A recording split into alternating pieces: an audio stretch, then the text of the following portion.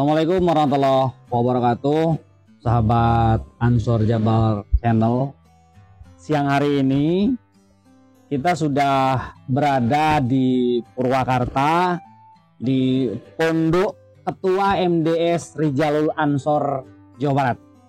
Beliau Kiai Haji Anwar Nasihian, muda, bertalenta, bergaya dan kaya.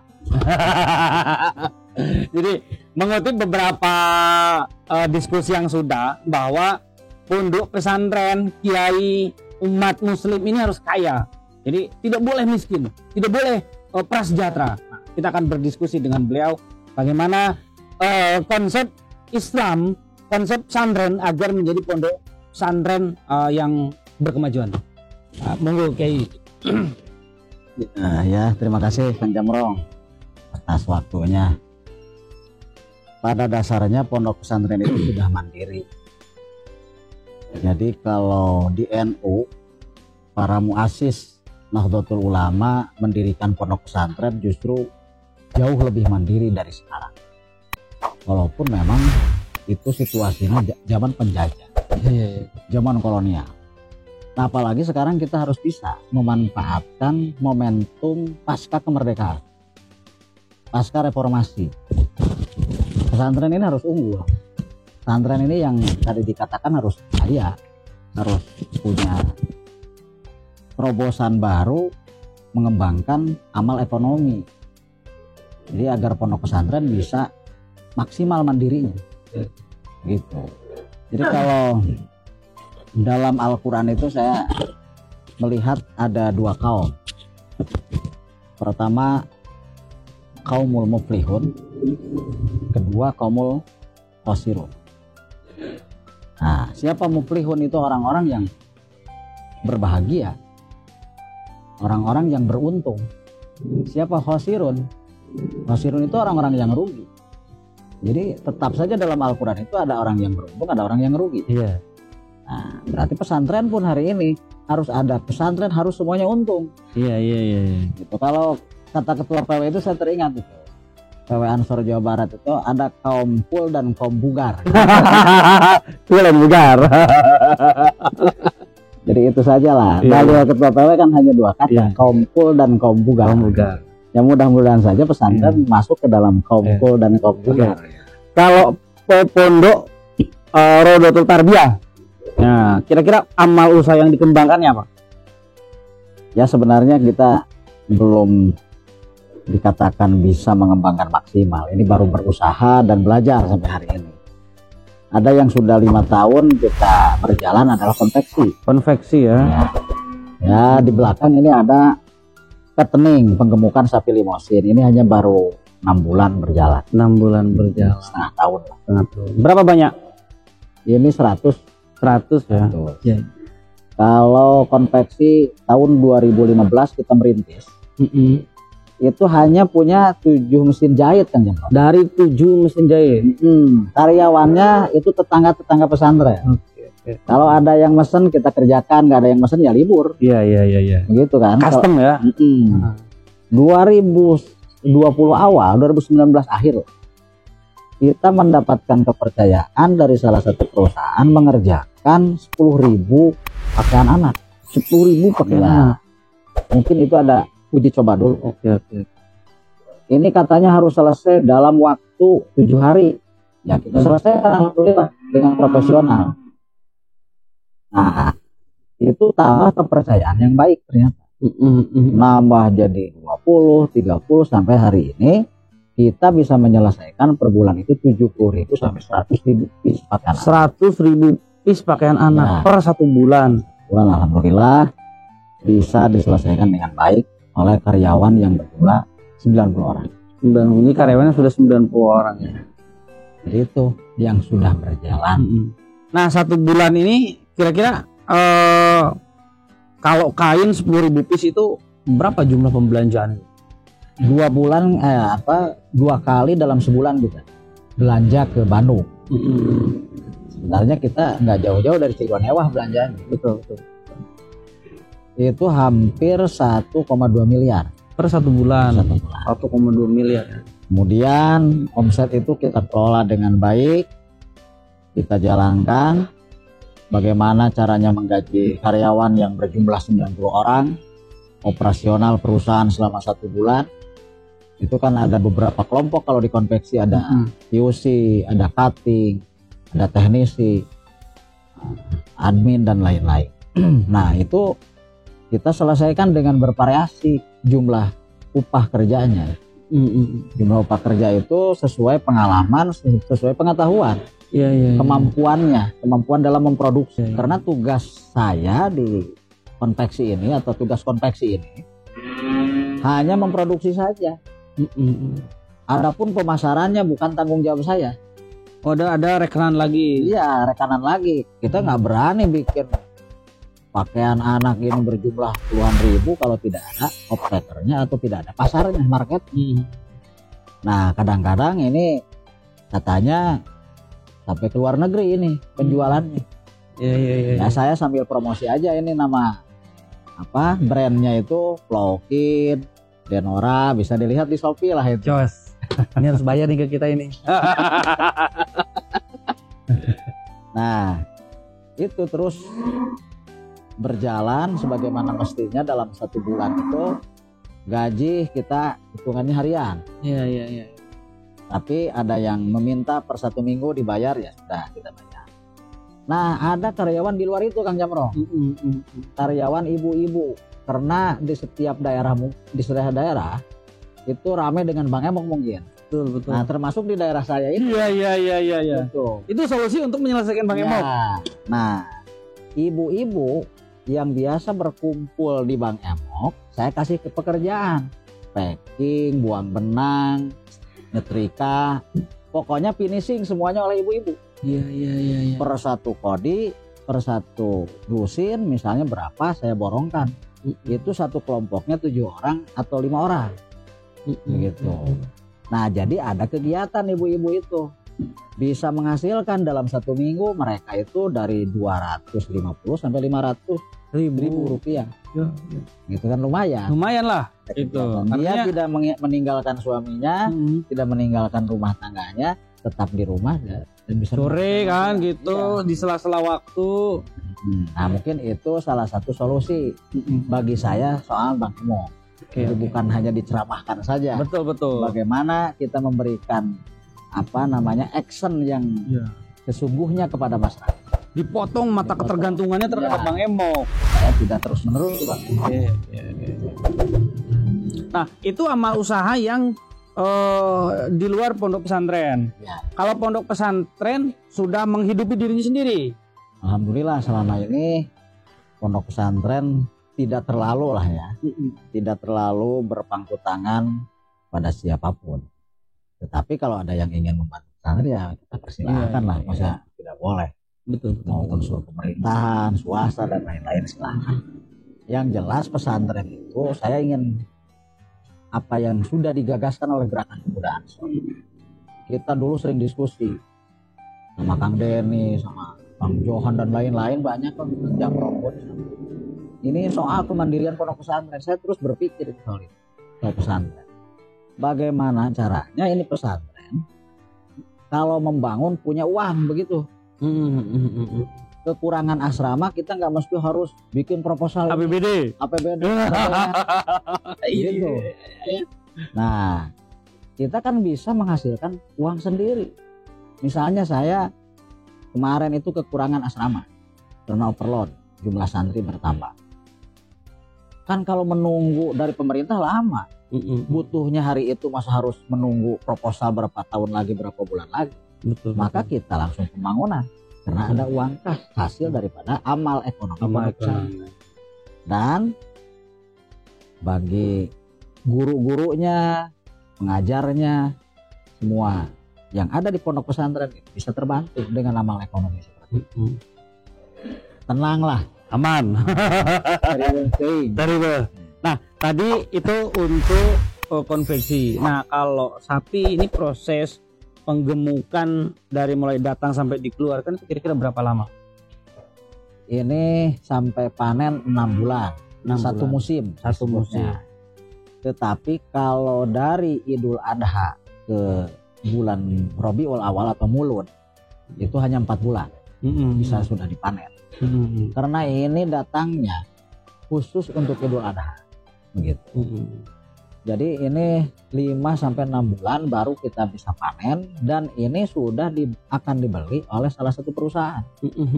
Tetapi bukan berarti kita tidak bisa menjual kepada masyarakat di sini, bukan. Kita tetap bisa menjual. Kemarin awal puasa kita dapat menjual dagingnya langsung. Sekarang insya Allah menjelang Idul Fitri kita akan menyembelih lagi, memotong lagi. Dengan harga yang sama, lebih tinggi atau lebih murah? Nah, harga ini akan lebih murah karena kita harus ada manfaatnya pesantren itu untuk masyarakat. Iya. Terutama masyarakat sekitar pondok pesantren. Kalau misalnya di pasar harganya sekian 150 contoh lah, berarti kita harus di bawahnya 130 atau 135. Gitu agar gizi masyarakat meningkat, swasembada daging bisa dimanfaatkan oleh masyarakat di sekitar pondok pesantren. Pesantren bermanfaat untuk masyarakat. Oke. Nah, tadi kan jumlahnya 100 itu. Apa 100 langsung sekali datang dorong 100 atau enggak lah, enggak seperti itu, karena sulit juga ya ngurus sapi ini. Tidak semudah yang kita kira. Betul. Pembiayaannya, operasionalnya ini harus menjiwai sekali. Karena ini makhluk hidup. Apabila ada yang sakit bagaimana? Saya sendiri kan bukan sarjana peternakan. Santri nggak tahu soal peternakan dari awal. Jadi kita ternyata dididik juga dengan adanya petening sapi ini, bereksperimen bagaimana caranya mengobati sapi yang sakit. Akhirnya jadi tahu Kang Jamrong ini. ya akhirnya kan tidak jauh dengan manusia. Iya. Kalau sapi ini mencret diare, berarti kita kasih diapet yang banyak. Oh gitu. Kalau kita dosisnya 2 cukup. 4. Tapi saya kasih 10. Iya. Tapi obatnya sama ya? Sama diapet itu. Iya. Saya kasih telur bebek, kasih kunyit, pokoknya banyak lah racikan-racikan yang saya buat. Oke. Jadi bukan ngarang, tetapi hasil daripada analisa saya sendiri. Dan ternyata pada sehat sapinya. Gitu. Sudah dipraktekkan. Per satu sapi, per satu ekor, pakan per hari atau biaya per hari itu berapa? Itu dari 25 sampai 30 ribu per satu ekor sapi. Kalau satu musim 6 bulan, satu ekor itu kebutuhannya berapa? Nah, berarti per satu hari itu saya harus mengeluarkan uang 3 juta. 3 juta rupiah untuk 100 sapi per satu hari. Tinggal dikali saja 3 juta kali 30 hari berarti 90 juta. 90 juta kali 6 bulan. Nah, kayak ya begitu aja mungkin. Ya begitu aja ya. Berapa itu, Bro? Nah, dalam 6 bulan ya, dalam 6 bulan proses tanam dikosongkan dulu nggak? Ada masa kosong sapinya? Kandangnya paling 2 minggu lah. 2 minggu dikosongkan. 2 minggu dikosongkan, nanti datang lagi sapi baru. Gitu. Setelah itu kita urus lagi, kita temukan lagi. Kalau ada warga yang ingin beli, kita layani, kita jual sebelum musim panen. Pada dasarnya sapi ini untuk kemanfaatan masyarakat sekitar. Tetapi kalaupun ada yang membutuhkan dari luar pun ya kami layani, semuanya juga. Berapa jumlah pekerja di kandang sapi? Ini hanya 4 orang. Hanya 4 orang. Nggak membutuhkan pekerja yang banyak. Sebenarnya ini pun kebanyakan. 3 juga cukup untuk 100 sapi. Oh gitu. Jadi ini 2 kandang. Satu kandangnya 50. Jadi 2 kandang berarti 100. Dan insya Allah kita akan terus kembangkan jumlah sapi di sini supaya semakin meningkat. Ya. Nah, ini bisa dilakukan oleh pesantren-pesantren lain. Karena skemanya itu kan kita bisa bekerja sama dengan beberapa pihak. Saya bekerja sama dengan optaker yang namanya CPCJN milik Kang Dio Wicaksono. Kemudian keuangannya kita bisa memanfaatkan perbankan. Ini pakai BJB, Bank Jabar. Iklan lagi. Makanya nanti bisa disinergikan di setiap kabupaten, di setiap PT saya insya Allah nanti koordinasi dengan Pak Jamar memfasilitasi. Bagaimana misalnya di PC yang lain, di kabupaten yang lain, bukan PC ya, ada pesantren yang berminat seperti saya seperti ini. Cuman kita harus menyediakan kanang, syaratnya kanang, dana kita, dana pesantren lah, baru nanti sapi dan. Artinya pesantren untuk fasilitas kandang, tempat dan lain sudah harus siap dulu ya. Gitu. Jadi tidak ujug-ujug sapi langsung dikasih, nanti di mana ditaruhnya sapi itu. Dan kemudian ini kan harus pesantren yang memang santri-santrinya di atas 21 tahun. Oh, ini ada minimal usia pesantren. Jadi kan ini petani milenial masuknya. Jadi mereka para santri yang ikut ngurus sapi di sini, yang ikut program KUR pembiayaan ini, itu secara otomatis menjadi petani milenial Jawa Barat. Oke. Gitu. Karena usianya 21 tahun ke atas. Iya. Jadi tidak bisa berurusan dengan perbankan kalau di bawah 21 tahun. Iya. Artinya ada prasyarat itu ya. Ya, jadi santrinya harus 21 tahun. Oke. Motivasinya apa sih? Pondok kan biasanya santri untuk biaya makan, biaya sekolah, biaya pesantren kan sudah berbayar kan gitu. Tentu bisa mengcover segala kebutuhan pondok. Di sisi lain juga dibantu oleh pihak-pihak stakeholder ya, ada pemerintah dan lain sebagainya. Kenapa harus mandiri secara ekonomi? Pesantren yang saya kelola ini adalah pesantren tradisional. Sampai hari ini belum berubah tipe, masih tipe salafiyah atau tradisional. Tanpa sekolah? Tanpa sekolah bro. Cuman di saya ada muadalah, musto dan kuliah setingkat SMP dan SMA. Cuman tidak diselenggarakan. Tidak kelihatan ada sekolah lah. Jadi anak santri tetap ngaji aja. Dan rata-rata santri yang mondok itu anak-anak alumni. Anak-anak alumni.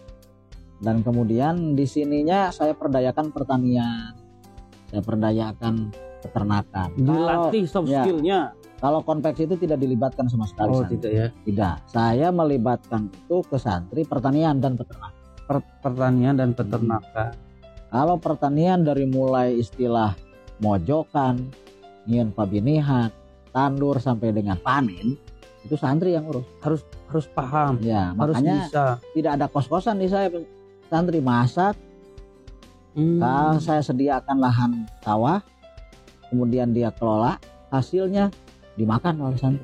Oh, jadi santri mengelola sawahnya kiai. Ya. Hasilnya digunakan untuk makan mereka. Jadi nggak bayar mereka. Nggak bayar.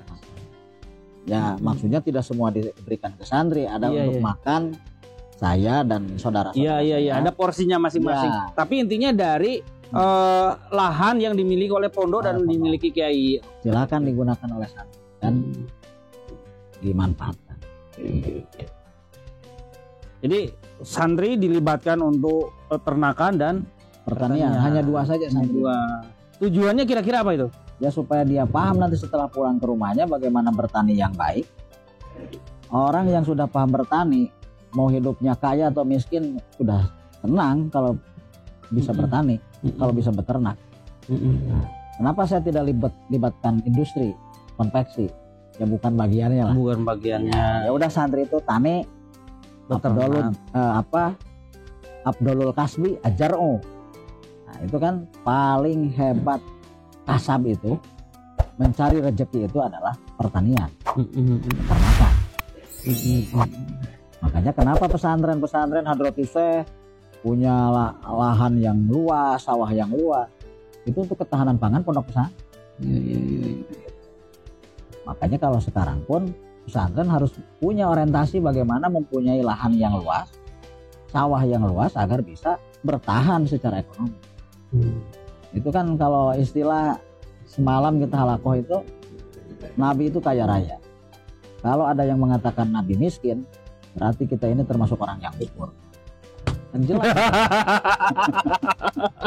Iya. Mengatakan Nabi miskin, kita kufur. Karena Nabi itu mempunyai lebih daripada 15 bidang tanah, lebih daripada 1 juta gram emas, 24 karat, gitu. Masa Nabi bisa dikatakan miskin? Nabi itu nikah dengan Siti Khadijah bukan berarti Nabi ikut dengan ekonominya Siti Khadijah atau memanfaatkan ekonomi Siti Khadijah. Justru Nabi yang meningkatkan rating ekonomi Siti Khadijah. Gitu. Konseptor langsung eksekutor. Kanjeng Rasul itu. Makanya semakin meningkat. Jadi jangan ada istilah gini. Kita kan suka begini. Nanti kalau nikah itu cari cewek yang kaya seperti lumayan lah. Lumayan. Itu mah nyalindung dina gelo. Nyalindung dina gelo. Jadi Nabi bukan seperti itu sebenarnya. Justru Nabi yang memberikan konsep yang luar biasa terhadap Khadijah. Hingga Khadijah semakin berkembang usaha. Artinya bermitra ya. Bermitra. Bukan bekerja atau dipekerjakan. Bukan dipekerja. Iya. Nabi. Baik, pertanyaan terakhir. Kira-kira ke depan pesantren-pesantren di Jawa Barat ini agar khususnya yang bernaung di bawah Rijal Adthor agar ekonominya semakin mandiri kira-kira? Ya pertama jangan berpikir ingin dikasih. Begitu. Dan jangan berpikir terus dana hibah. Lepaskan dulu. Perubahan bos, murni bos. Lepaskan dulu angan-angan seperti itu. Bagaimana kita bekerja sama dengan pihak-pihak lembaga keuangan. Usaha tidak ada modal, nggak mesti harus kita modal sendiri. Banyak modal yang lain yang perlu kita manfaatkan. Itu. Oke. Baik. Closing statement. Khusus untuk para kader Ansor agar semakin keren, banyak duit, kemudian mandiri ke depan. Ya. Kalau ingin banyak duit ya usaha. Jadi tidak ada istilah orang banyak duit itu menjual ludah. Nggak ada ya. Tidak ada. Harus tetap harus usaha. Harus punya bidang usaha. Bidang usaha. Itu aja lah. Usaha bagaimana caranya kita bisa usaha. Usaha bagaimana caranya agar kita bisa usaha. Oke, itu closing statement yang keren. Baik, sahabat sekalian, demikian wawancara kita dengan Kiai Haji Anwar Nahyan, kiai muda yang keren, yang top, yang luar biasa, progresif, kemudian maju ya. Kita banyak sekali contoh dari beliau. Terima kasih. Assalamualaikum warahmatullahi wabarakatuh.